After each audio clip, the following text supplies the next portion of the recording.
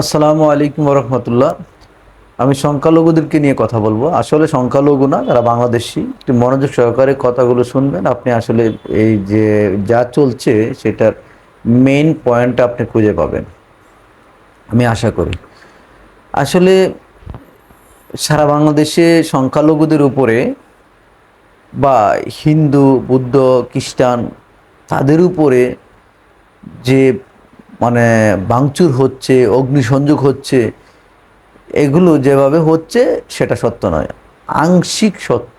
মানে যা বলছে তার 1% সত্য, মানে হঠাৎ, যেটা এমনিতেই হয়।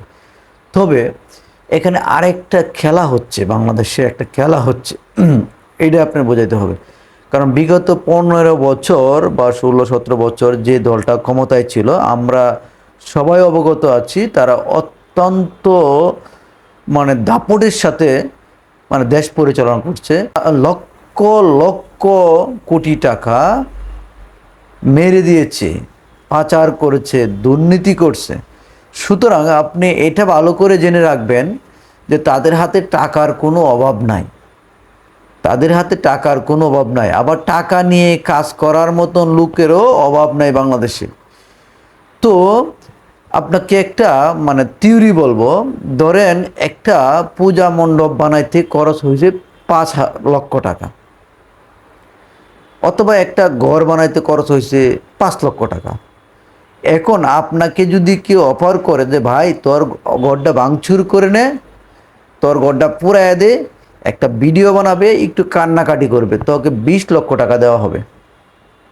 আপনি মেইন পয়েন্টটা দেখেন, আমি কিন্তু একটা আর্টিকেল পড়েছি এই ব্যাপারে। তো 20 লক্ষ টাকা দেওয়া হবে, তখন কিন্তু আপনি এক হইছে, আপনি ওই দলপন্থী ছিলেন, দলের প্রতি একটা মায়া আছে। কারণ ওইটা যখন আপনি পুরাবেন, তখন মানুষের ভিতরে একটা সিম্পিতি কাজ করবে যে ওই যে হিন্দু ভাই, তার বাড়িটা ভাঙচুর করছে, তার বাড়িতে আগুন লাগাই দিছে, তার অনেক ক্ষয়ক্ষতি হয়েছে, তাদের জানমালের কোনো নিরাপত্তা নাই। কিন্তু মেন ঘটনা কী হয়েছে, ওই হিন্দু ভাই নিজেই যদি তার ঘরে আগুন লাগিয়ে থাকে, অথবা তার দলের কেউ যদি আগুন লাগিয়ে থাকে, সে পাবে হয়েছে 20 লক্ষ টাকা।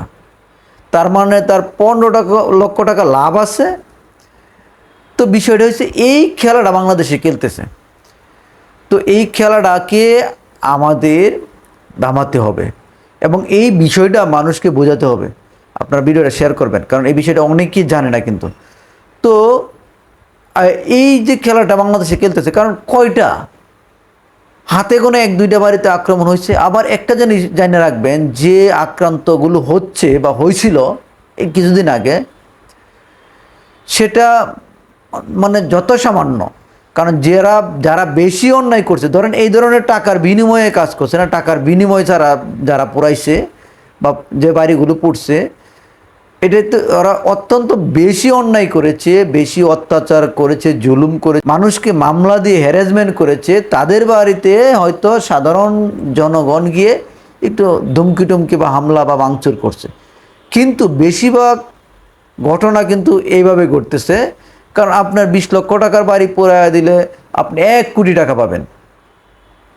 এবং পাশের দেশ ইন্ডিয়া বলেন বা ওয়ার্ল্ডের অন্যান্য দেশ বলেন, তাদেরকে প্রমাণ করতেছে বাংলাদেশের সংখ্যালঘুরা নির্যাতিত।